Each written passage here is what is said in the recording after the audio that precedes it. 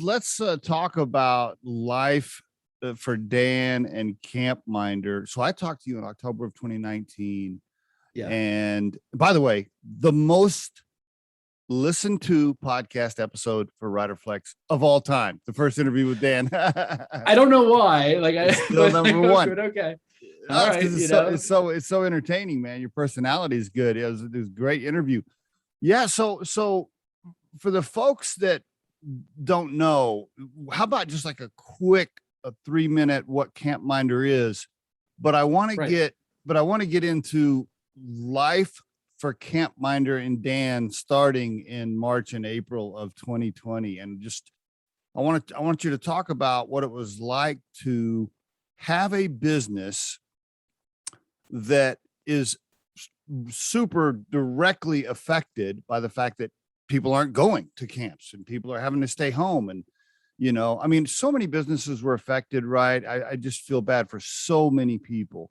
But specific industries were hit the hardest, restaurants, gyms, different things like that. And yours was right up there, right? You're right up there. We were right in there. But anyway, a quick CampMinder overview and then life starting in, early last year. Go for it. Give us a little update. Yeah, good thing I took my blood pressure pill this morning before getting into this topic. So CampMinder, we actually just turned 20 years old. So I founded CampMinder in 2001. And at the time, you would have called us an application service provider, which is now known as SaaS, software as a service. So we provide all kinds of web and mobile technologies to summer camp operators and constituents of summer camps, like parents and staff and alumni, that are intended to drastically simplify and streamline the operation of a summer camp and all the kinds of tasks that go along with it. Registration, forms collection, transportation coordination, health related information and logging health center visits, and kind of it runs the gamut. And kind of what's exciting now these days is we launched an app for parents, and parents are eating up the facial recognition. So if like you send your kid to camp and the camp uploads pictures of what's happening at camp, you get a push notification in the middle of your day, like here's your son like playing basketball at camp while That's they're awesome. away for 4 weeks or 7 weeks or whatever. So it's that's a pretty fantastic. broad system. And the CampMinder app, by the way, it's on Apple, it's on Google, it's on everything. The app. Yeah, it's called Campanion. So not Companion, but Campanion. Campanion. Campanion. I remember you were working on that on your last visit, but now it's live, it's working, parents are using it.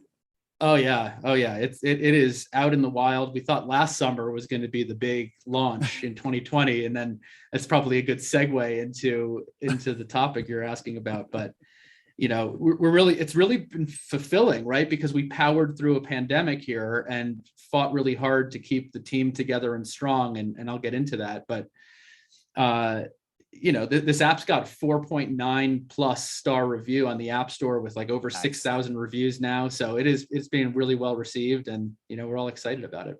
The one thing you just mentioned right there, you get a push notification if your kid is in a shot, right? Or whatever.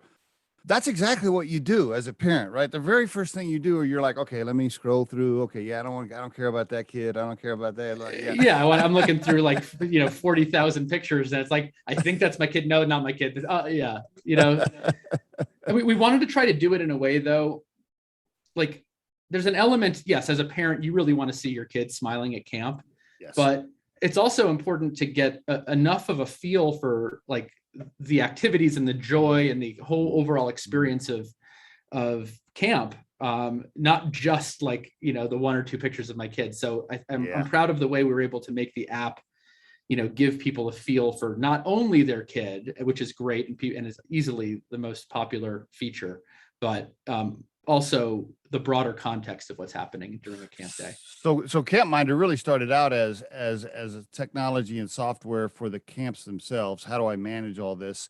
And it has pushed into, hey, how do we take care of the parents and connect the parents and the kids too? So now it's really both. Yeah, I view it as kind of a strategic thing, and I think, a lot of our clients get this. I would love for more of our clients to kind of see this, but, it's a seasonal business, right? A summer camp. They run their, in the camp industry, we call it 10 for 2. It's like we work hard for 10 months of the year so that we can provide this experience for 2 months. And for those 2 months, the parents of these campers are so interested in what's happening at camp. They are so engaged. And yes, like we did start out in like camp management, registration sorts of things, like data organization and management. Mm-hmm.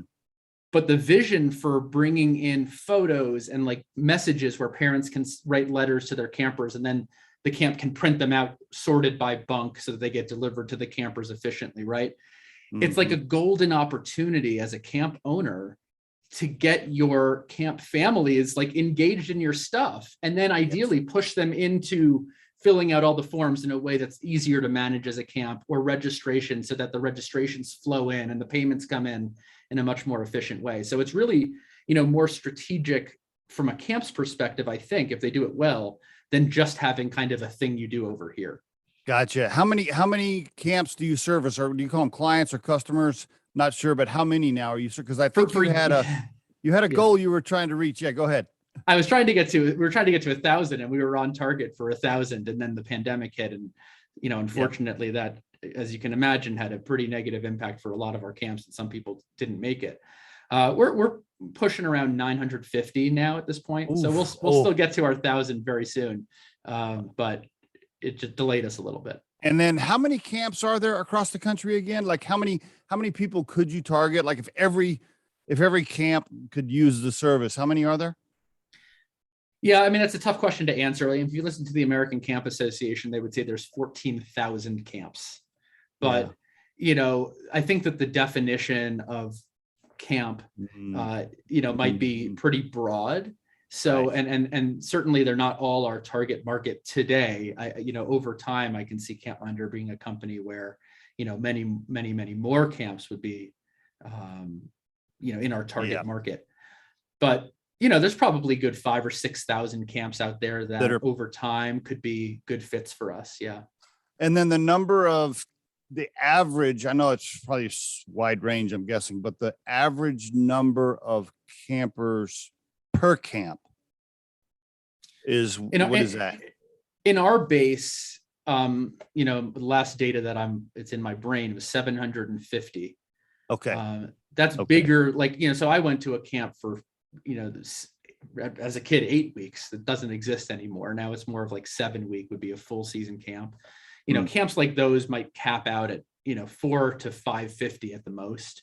But then when you have camps that have multiple sessions, like a bunch of 2-week sessions and, a couple 4-week sessions or whatever, in total, you might have 750 campers at an average camp. Okay. So I'm sure you've done the math on this upside down, inside out, but you're thinking that the app could have how many downloads over the next couple of years? Like, are you targeting a certain number there?